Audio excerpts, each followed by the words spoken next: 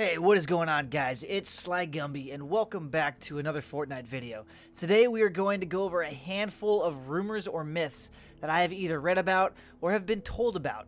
So instead of just making one video per myth, similar to my elemental damage versus your fort video, I'm going to go over 5 different theories this time. Oh, and if you're still a pyramid builder for some strange reason, don't fret. The pyramid design is good myth. Will not be covered in this episode. Wink, wink. So you're safe for now. And now that that's out of the way, let's get started. First up involves wooden floor spikes and those pesky baby gang-banging munchkin squads. Ugh, God, I hate them, especially with the slow in attacks modifier. But anyway, I was basically told that the munchkins cannot jump after you while they are being kited across the wooden floor spikes.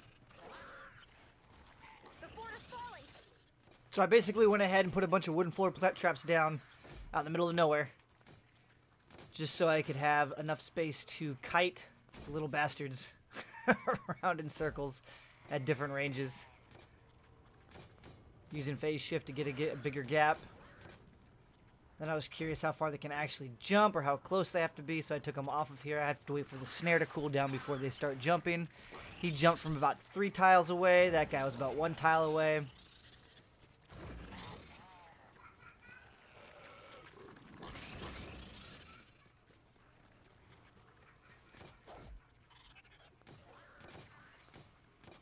And then I ran off the other side because I wanted to see if maybe they would jump if they knew they weren't going to land on wooden spikes, but clearly they didn't jump off of the wood spikes. So they cannot jump while they are on wooden floor spikes.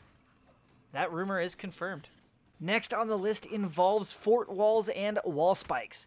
Supposedly, if you add wall spikes to your fort's walls, they gain damage resistance. If this is true, then I will have to revisit the whiteboard when it comes to figuring out the best ways to utilize the constructor's base ability. So basically what you're seeing here is just a quick setup similar to what I did in the elemental damage versus your fort. I have a regular husk. I have tier 1 metal, brick, and wood walls, just to showcase quickly that the husk does the same damage to all material types. It's basically 15, 16, 16 damage outputs in that pattern on all 3 styles.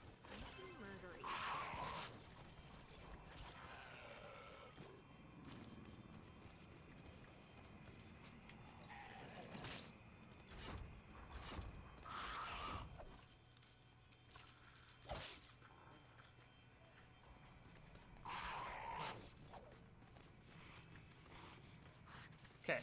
375 health. Health doesn't change. 15 damage, 16 damage, and 16 damage. Alright, moving to brick. Same thing. Health hasn't changed. 15 damage, 16 damage, and 16 damage. Moving on to metal.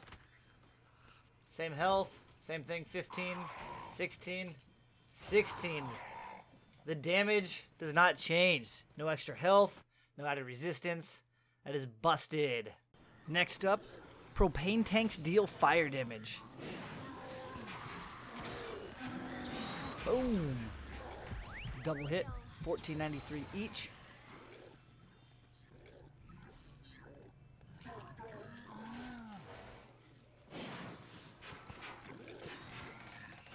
Pow, another 1493. So both metal and brick take the same damage. Here's the test. Shit. Death. Fast forward. Boom. 1493. Wood is supposed to take extra damage from fire. So this rumor busted. Okay, moving on to more elementals and whether or not they all deal affliction damage. 1971. 1971. There is no affliction damage, but please note that I am slowed down after being hit by a water elemental.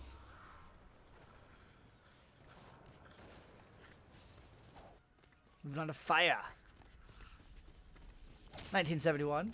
Oh, 438, 438, 438. That, ladies and gentlemen, is affliction damage. And I have not slowed down. Just taken damage over time.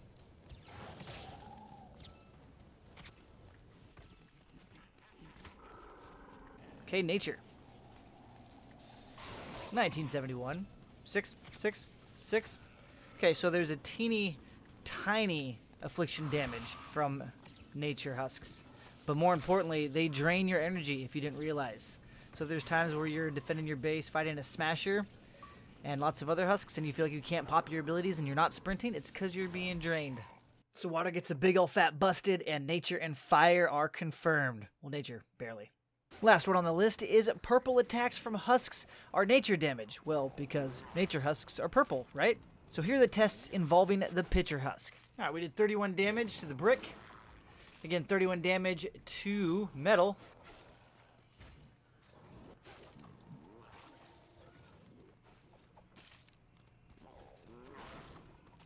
And 31 damage to wood. Should have done double damage to metal. Busted. Again, purple from the Siege Llamas does 220 to metal. So it should be half that on brick and wood. 220. So it should be 110.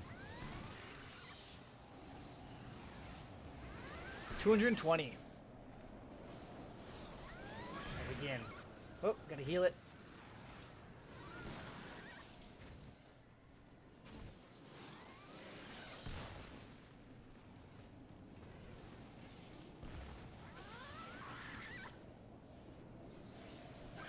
$220. That settles it. Busted. And that, my friends, concludes this science project.